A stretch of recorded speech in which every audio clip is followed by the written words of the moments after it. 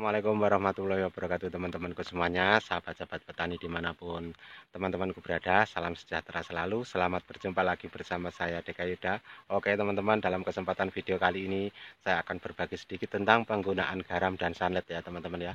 Karena juga ada kemarin teman yang bertanya apakah menggunakan garam itu kalau sering kita gunakan dia bagus untuk tanaman atau dia malah sebaliknya bikin rusak tanaman ya teman-teman, atau memudah terserang penyakit atau bagaimana. Oke, dalam video kesempatan kali ini akan saya jawab teman-teman ya. Tapi jangan lupa buat teman-teman yang baru hadir di channel saya ini, silahkan tekan dulu tombol subscribe-nya, aktifkan loncengnya agar tidak ketinggalan ketika saya upload video baru. Jangan lupa video ini di like ya teman-teman ya. Oke, kita langsung ke videonya.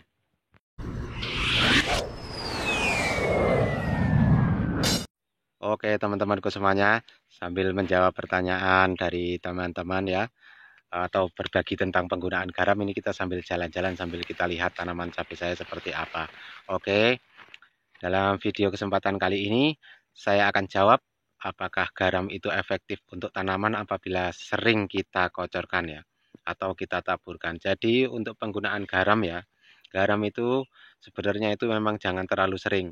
Kalau tanaman kita posisi sudah subur seperti ini, itu kita tidak perlu untuk melakukan penaburan garam atau menggunakan pupuk yang berunsur N ya, atau yang jelasnya ini garam ya teman-teman ya.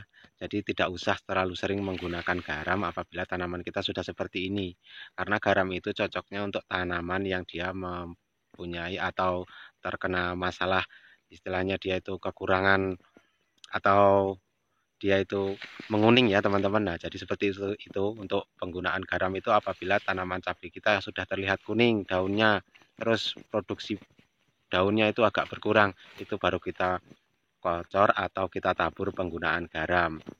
Maksud dan tujuannya apa menggunakan garam? Garam dia mempunyai kandungan klor dan natrium ya. Jadi dia bisa membangkitkan pupuk-pupuk yang tadinya sudah tidak dicerna lagi, tidak bisa dicerna lagi oleh tanaman atau tidak bisa diserap lagi oleh tanaman. Itu apabila kita taburi garam dia akan subur kembali. Juga tanah yang tadinya tanah itu tandus, apabila kita taburi garam dia akan bisa menumbuhkan zat-zat suburnya lagi di tanaman, untuk tanaman kita itu. Jadi seperti itu.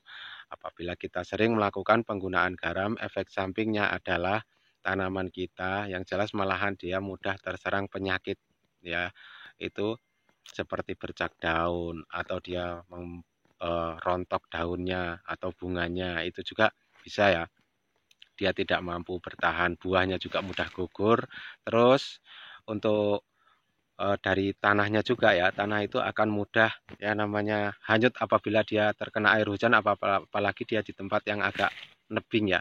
Kalau di tempat datar dia masih mending, kalau dia di tempat yang agak miring jelas dia akan mudah hanyut oleh air apabila kita sering melakukan pemupukan garam, penaburan garam. Begitupun sama juga menggunakan pupuk micin juga sebenarnya seperti itu sama ya teman-teman.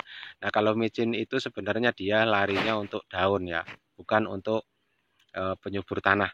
Jadi dia micin itu adalah sebagai pupuk daun untuk merangsang tumbuhnya daun dan menghaluskan daun-daunnya ya, agar daunnya bisa halus seperti ini.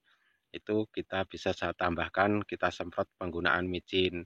Terus untuk penggunaan sunlight ya teman-teman ini, karena ada juga teman yang bertanya apakah sunlight itu perlu kita gunakan setiap kita melakukan penyemprotan.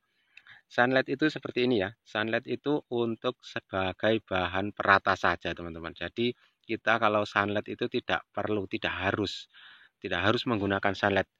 Bagi kita yang mau menggunakan ya kita gunakan sunlight, kalau tidak ya tidak usah, karena sunlight itu dia ya efektifnya hanya untuk sebagai bahan penembus. Kalau seumpamanya kita melakukan penyemprotan itu, kalau kita gunakan sunlight ya, kalau seumpamanya dia tidak merata, kita hanya semprot sekali lewat saja.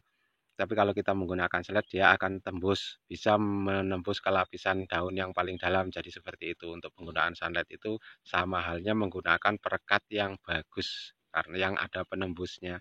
Jadi seperti itu untuk penggunaan sunlight itu tidak harus kita sering lakukan juga tidak apa-apa. Itu kalau sunlight itu kalau menurut saya hanya menurut keyakinan kita saja. Kalau kita yakin untuk menggunakan, itu kita gunakan, kalau tidak itu memang tidak usah kita gunakan. Jadi seperti itu. Karena sebenarnya penggunaan sunlight itu ya banyak yang bertentangan juga ya. Ada yang bilang katanya sunlight itu bagus, ada yang bilang katanya sunlight itu enggak. Nah, itu kalau menurut saya bagaimana kita saja. Kalau kita mau pakai ya kita pakai, enggak ya enggak apa-apa. Jadi seperti itu untuk penggunaan sunlight. Jadi seperti itu ya teman-temanku semuanya. Semoga video ini dapat dipahami sama teman-teman semuanya, dapat dimengerti tentang tadi penggunaan sunlight ya teman-teman, dan garam. Jadi seperti itu.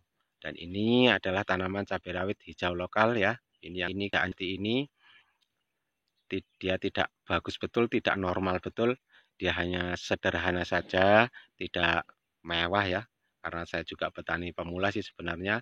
Karena kita sebagai petani biasanya setiap tahun kita harus mempunyai cara-cara baru setiap tanam itu ya. Karena cara kita yang dulu kalau kita praktekkan sekarang itu belum tentu berhasil, karena cuaca itu biasanya yang menentukan dari hasil eh, panen pertanian kita, hasil tanam kita. Jadi seperti itu teman-teman.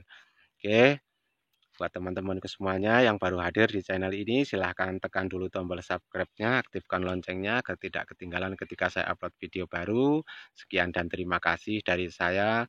Assalamualaikum warahmatullahi wabarakatuh. Salam petani cabai di seluruh tanah air. Sukses selalu.